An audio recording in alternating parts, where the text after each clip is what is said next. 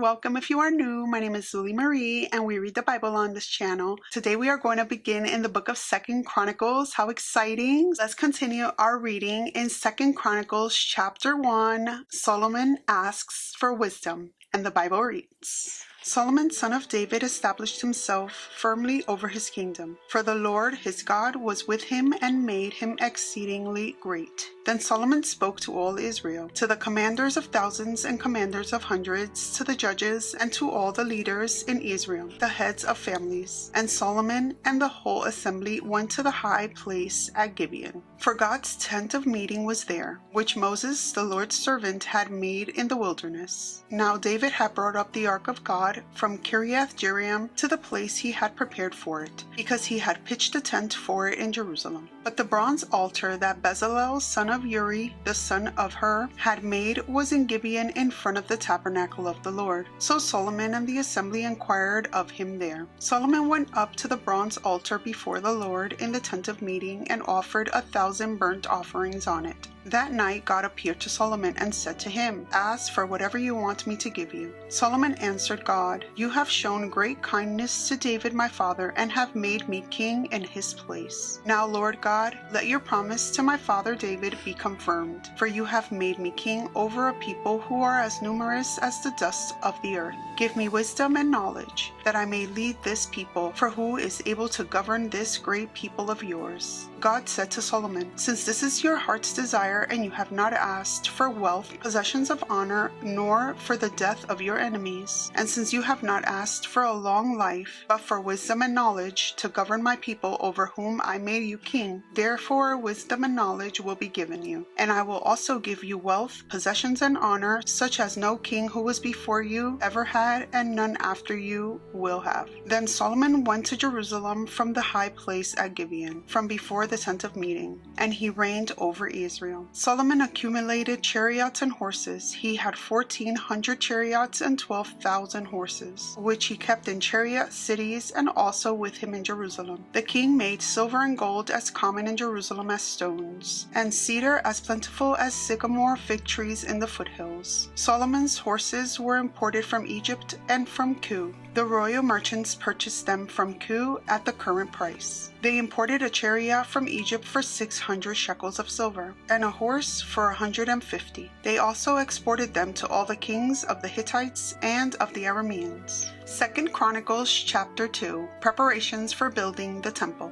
Solomon gave orders to build a temple for the name of the Lord and a royal palace for himself. He conscripted 70,000 men as carriers and 80,000 as stonecutters in the hills and 3,600 as foremen over them. Solomon sent this message to Hiram, king of Tyre, Send me cedar logs as you did for my father David when you sent him cedar to build a palace to live in. Now I am about to build a temple for the name of the Lord my God, and to dedicate it to him for burning fragrant incense before him, for setting out the consecrated bread regularly, and for making burnt offerings every morning and evening and on the Sabbaths, at the new moons and at the appointed festivals of the Lord our God. This is a lasting ordinance for Israel. The temple I am going to build will be great, because our God is greater than all other gods. But who is able to build a temple for him, since the heavens, even the highest heavens, cannot contain him? Who then am I to build a temple for him, except as a place to burn sacrifices before him? Send me, therefore, a man skilled to work in gold and silver, bronze and iron, and in purple, crimson, and blue yarn, and experienced in the art of engraving, to work in Judah and Jerusalem with my skilled workers, whom my father David provided. Send me also cedar, juniper, and algum logs from Lebanon, for I know that your servants are skilled in cutting timber there. My servants will work with yours to provide me with plenty of lumber, because the temple I build must be large and magnificent. I will give your servants, the woodmen who cut the timber, 20,000 cores of ground wheat, 20,000 cores of barley, 20,000 baths of wine, and 20,000 baths of olive oil. Hiram, king of Tyre, replied by letter to Solomon,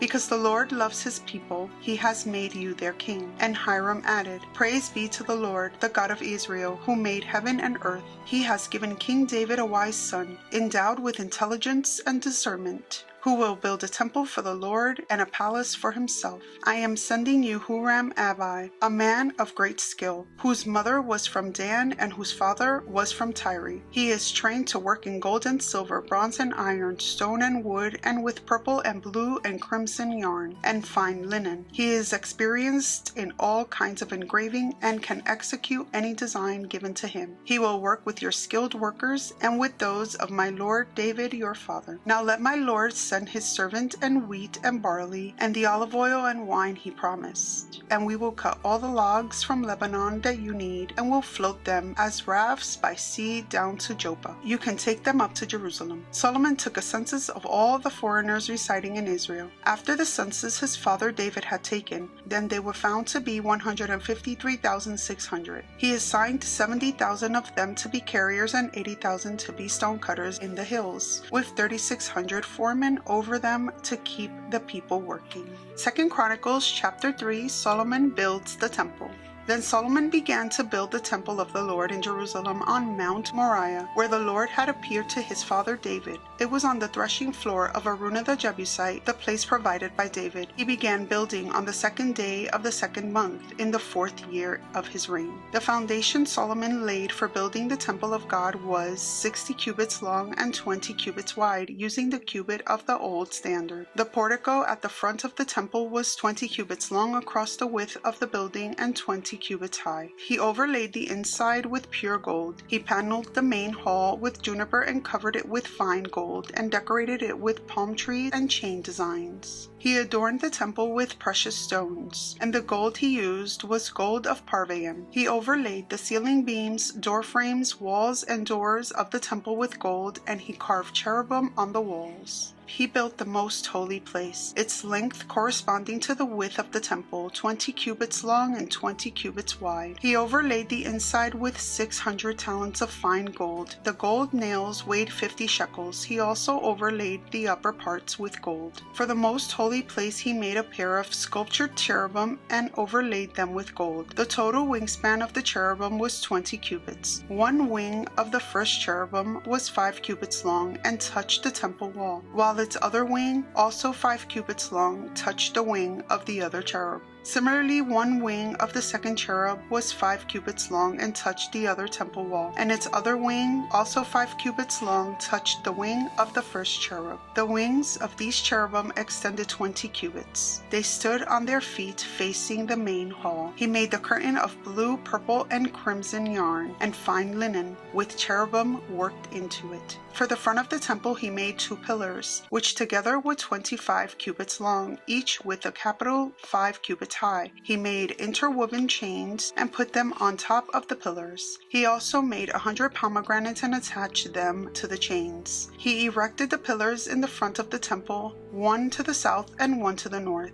The one to the south he named Jachin, and the one to the north Boaz. 2 Chronicles chapter 4, the temple's furnishings. He made a bronze altar, 20 cubits long, 20 cubits wide, and 10 cubits high. He made the sea of cast metal, circular in shape, measuring 10 cubits from rim to rim and 5 cubits high. It took a line of 30 cubits to measure around it. Below the rim, figures of bulls encircled it, 10 to a cubit. The bulls were cast in 2 rows in one piece with the sea. The sea stood on 12 bulls, 3 facing north, 3 facing west, 3 facing south, and 3 facing east. The seas rested on top of them, and their hindquarters were toward the center. It was a handbreadth in thickness, and its rim was like the rim of a cup, like a lily blossom. It held 3,000 baths. He then made 10 basins for washing and placed 5 on the south side and 5 on the north. In them, the things to be used for burnt offerings were rinsed, but the sea was to be used by the priests for washing.